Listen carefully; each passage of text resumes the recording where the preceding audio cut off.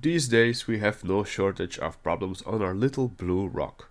After struggling through the COVID pandemic, we find ourselves observing a war that has a big impact on the social and economic going-ons in most of the world. But in the blazing fires of this turmoil, one war has completely gone under the radar. A secret war fought in the lower, dank, moist bowels of the digital hellscape called Facebook. What has caused this impending conflict that might throw the whole of society in disarray? There's only one logical thing that could generate such a rift in mankind. The obvious answer is the coming of a giant lobster god. Sometime during the unholy pestilence year of 2020, a few groups popped up on Facebook proclaiming their plan to bring forth a new era. A new era of large marine crustaceans. They want to breed a giant lobster and worship it as a god, basically. How the hell do you materialize a gigantic lobster specimen? Well, these social media savvy cultists have a surprisingly simple plan. You see, apparently lobsters are kinda immortal. Or they would be, if nature didn't throw a wrench into their quest for eternal life. Lobsters grow and regenerate by molting. While this process is very beneficial for our clawed bodies, it also demands a lot of energy and eventually becomes a death sentence for the would-be immortal crustaceans.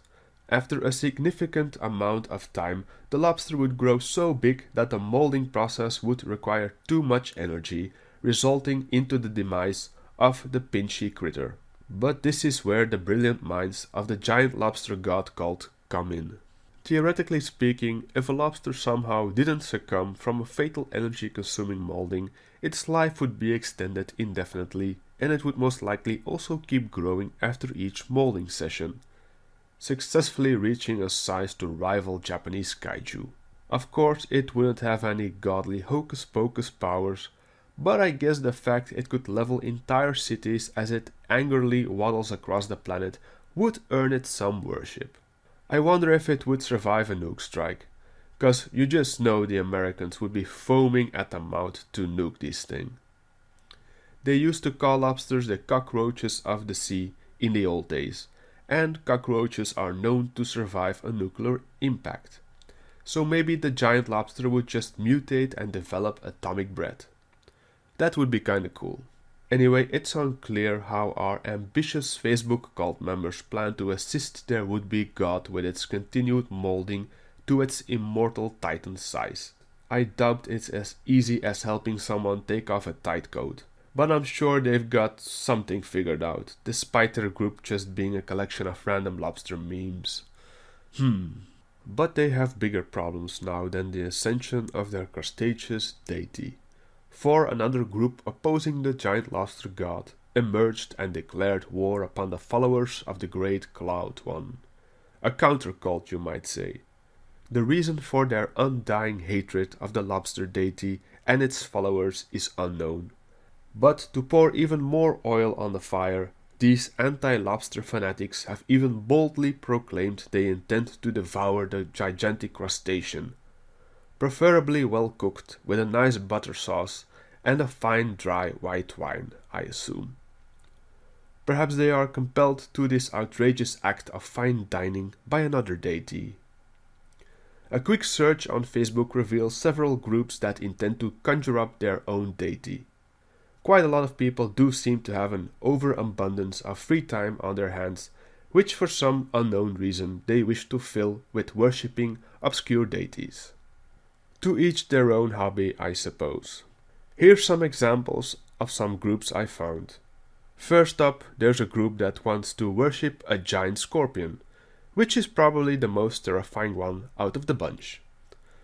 That's a straight up Sci-Fi Channel horror movie scenario.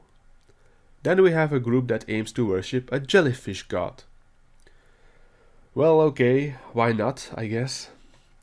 Next up, a Goliath blobfish is the focus of this group's adoration.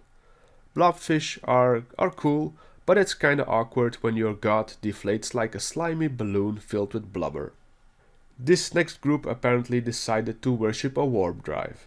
Having a warp drive would be dope as fuck to have some epic space adventures, but worshipping inanimate objects always struck me as weird. I feel like the inanimate object worshippers are the weird ones out in the obscure deity worship communities. Kind of like how the flat earthers are considered in the conspiracy community. Right, what else we got? Oh yeah, of course there's a group for a giant clam god. Can't leave out the clams, can we? Now this one is interesting. A group that plans to create and worship the one true pumpkin lord.